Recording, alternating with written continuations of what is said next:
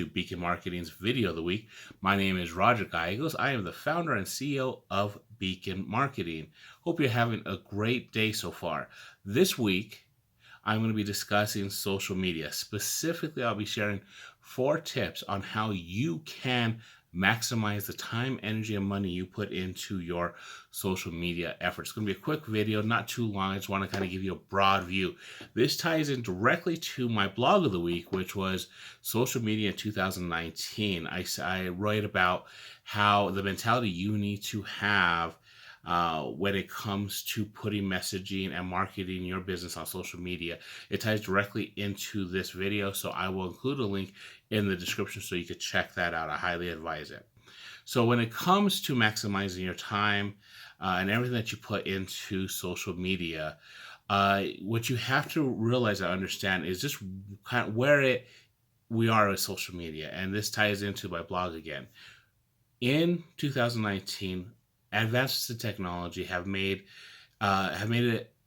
it so that we can interact as marketers. We can interact with our target audience in ways we never thought possible.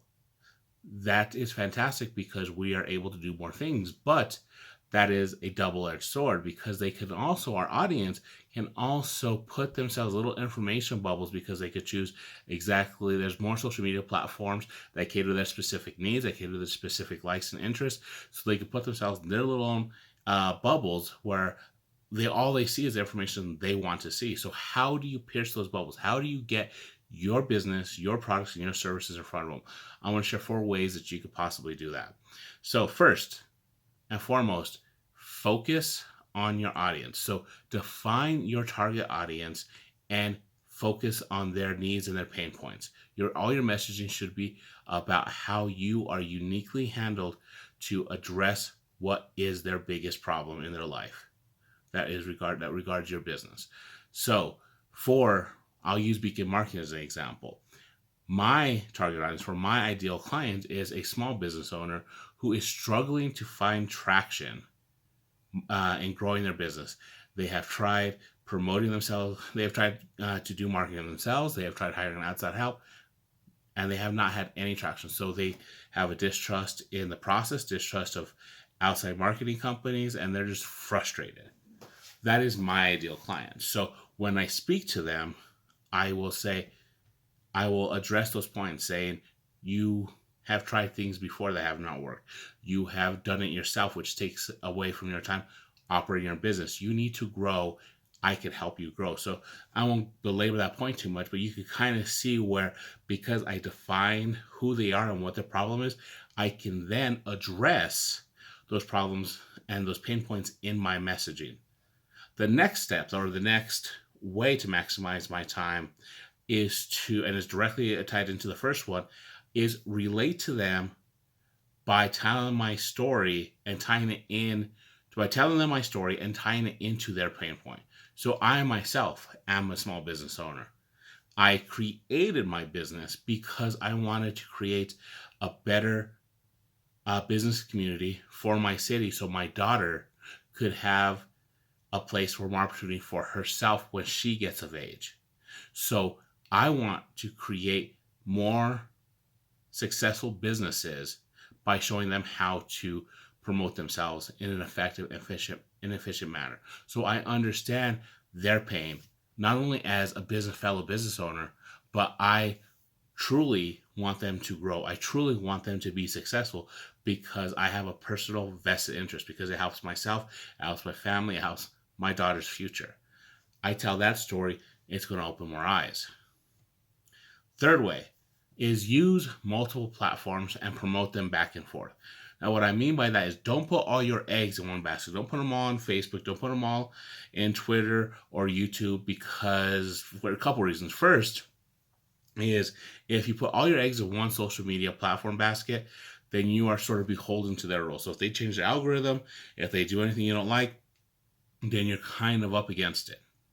What you should do is focus on good practices internally and go where your audience goes. And your audience goes to multiple platforms. There's very few people who are just beholden to one. So if your audience is on one platform, they're probably on another platform. So find where they get the information and put your information on both those platforms. And the second part of this one is promote your platforms to back and forth. So for instance, if I put this video on YouTube, which I'm going to do, should put a clip of it, a short clip, on Instagram with a link that says, watch the full video on YouTube. So you see how I'm using one platform to promote the other, but enticing them, because it does one or two things. If my audience is on both, then they have a chance to see it on both. Maybe my audience is on Instagram, but they don't realize I'm on YouTube. So they go and they start following me on YouTube now. They subscribe to my channel. So it serves multiple functions in that way. So the fourth and last way to do this, and this kind of ties it all together, and this is something I've spoken about a lot before, so sorry if you get tired of hearing it, but it's strategize and create a content calendar. What a strategy does is it outlines your path to success. You sit here and say, this is our target audience, these are their pain points, these are how I'm going to address them, these are the platforms I'm going to do it on, and this is when I'm going to post. That's essentially what a marketing calendar is. There's some more components in it, but the bare bones, if you start labeling those things, you got the beginnings of a pretty effective calendar.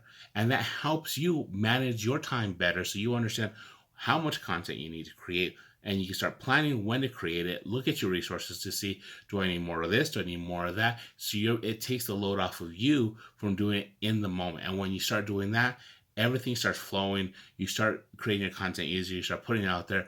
You start gaining that engagement.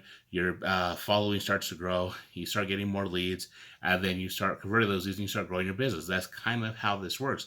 But it all starts with the foundation of strategy. If you don't have that strategy, you may still be able to get to the end point of growth. You're just going to have to work a lot harder because you're doing things ad hoc, and it's just very difficult to do that. So start with strategy.